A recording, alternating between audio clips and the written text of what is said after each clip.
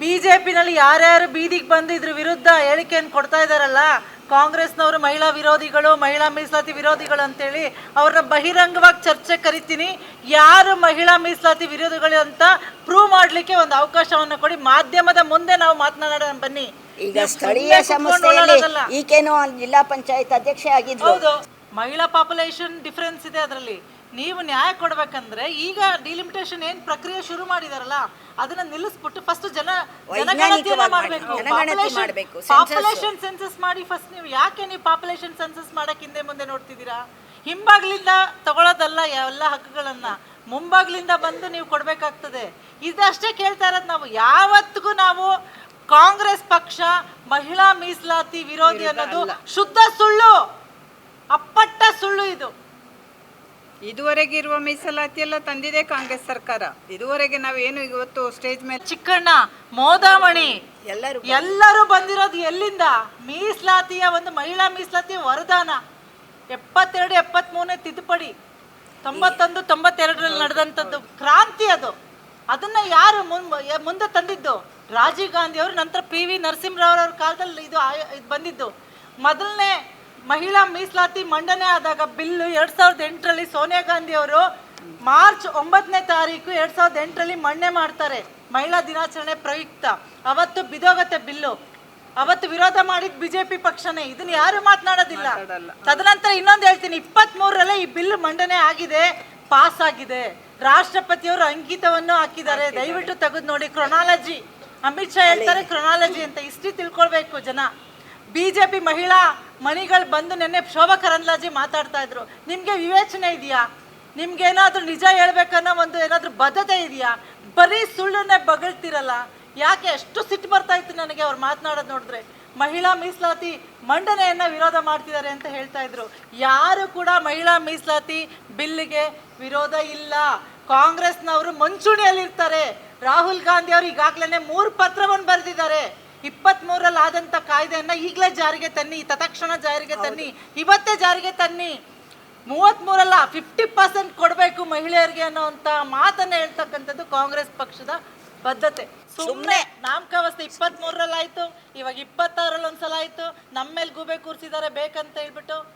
ಏನು ನಾನು ದೊಡ್ಡ ಒಂದು ಇವತ್ತು ನೋಡಿದ್ರೆ ಪತ್ರಿಕೆ ತೆಗೆದಾಗ ಬಹಳ ಬೇಜಾರಾಗತ್ತೆ ನನಗೆ. ಕಾಂಗ್ರೆಸ್ ಮಹಿಳಾ ಮೀಸಲಾತಿ ವಿರೋಧಿಗಳು ಅನ್ನೋದನ್ನ ನೋಡಿದ್ರೆ ನನಗೆ ಒಂದು ರೀತಿ ಹೊಟ್ಟೆಲಿ ಕಲಿಸ್ದಂಗಾಗತ್ರಿ. ಯಾಕಂದ್ರೆ ಈ ದೇಶಕ್ಕೆ ಸ್ವಾತಂತ್ರ್ಯ ಕೊಡೋದಕ್ಕೆ ಮುಂಚೆಯಿಂದನೂ ಮಹಿಳೆಯರನ್ನ ಇನ್ವಾಲ್ವ್ ಮಾಡ್ಕೊಂಡಂತ ಪಕ್ಷ ನಮ್ದು.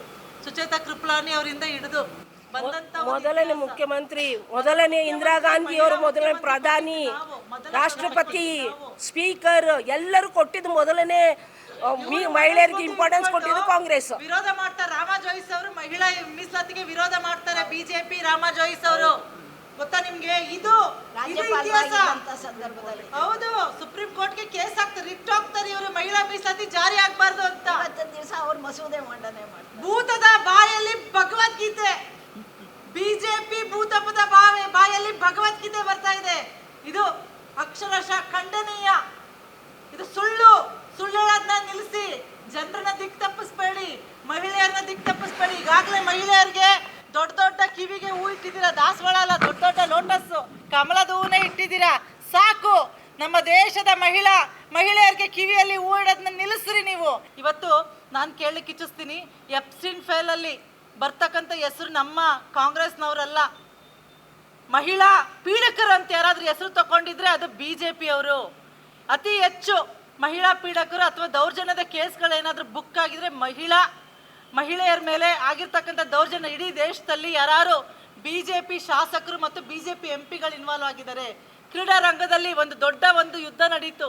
ಏನು ಇಬ್ರು ಹೆಣ್ಮಕ್ಳು ಬಂದು ಬೀದಿಲ್ ಕೂತು ಪ್ರತಿಭಟಿಸಿದ್ರು. ಯಾರು ಪ್ರೊಟೆಸ್ಟ್ ಮಾಡಿದ್ರು? ಬಿಲ್ಕಿಸ್ ಬಾನು ಪ್ರಕರಣ. ಅತ್ಯಾಚಾರಿಗಳಿಗೆ ಮೆರವಣಿಗೆ ಮಾಡ್ತಾರೆ ಇವರು. ಇಂಥವ್ರಿಂದ ನಾವೇನಾದ್ರು ಎಕ್ಸ್ಪೆಕ್ಟ್ ಮಾಡ್ಲಿಕ್ಕೆ ಸಾಧ್ಯನಾ ಮಹಿಳಾ ಮೀಸಲಾತಿನ? ಇವತ್ತು ಇದನ್ನೆಲ್ಲ ನಾವು ವಿರೋಧ ಮಾಡ್ತೀವಿ. ಇವತ್ತಿಗೆ ಈ ಕ್ಷಣ ಜಾರಿ ಮಾಡಿ, ನಾವೆಲ್ಲ ನಿಮ್ಮನ್ನು ಬಂದು ಕಂಗ್ರ್ಯಾಚುಲೇಟ್ ಮಾಡ್ತೀವಿ.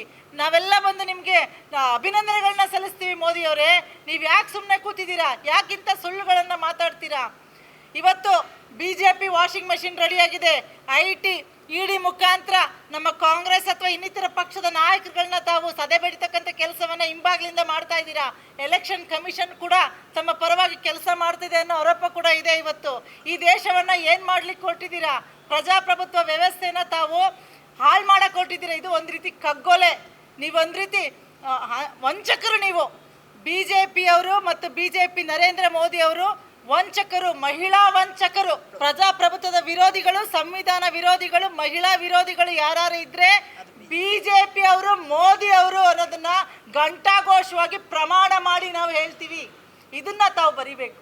ಸುಳ್ಳು ಪ್ರತಿಭಟನೆಯನ್ನು ನಿಲ್ಲಿಸಿ, ನಿಮ್ಮ ನಾಟಕವನ್ನ ನಿಲ್ಲಿಸಿ, ಹೋಗಿ ಮೋದಿ ಅವ್ರ ಮುಂದೆ ಕೂತ್ಕೊಂಡು ಮಹಿಳಾ ಮೀಸಲಾತಿ ಏನು ಜಾರಿಯಾಗಿದೆ ಅದನ್ನ ಆ ಪ್ರಕ್ರಿಯೆಯನ್ನು ಮುಂದುವರಿಸಿ ಇವತ್ತಿಗೆ ಜಾರಿ ಮಾಡೋ ಹಂಗೆ ತಾವು ನೋಡ್ಕೋಬೇಕಂತೇಳಿ ಎಲ್ಲ ಬಿಜೆಪಿ ಲೀಡರ್ಗಳಿಗೆ ಮತ್ತು ಬಿಜೆಪಿ ಮಹಿಳಾ ಲೀಡರ್ಗಳಿಗೆ ನಾನು ಒಕ್ಕೊರಲಿಂದ ನಾನು ಆಗ್ರಹ ಮಾಡ್ತೀನಿ.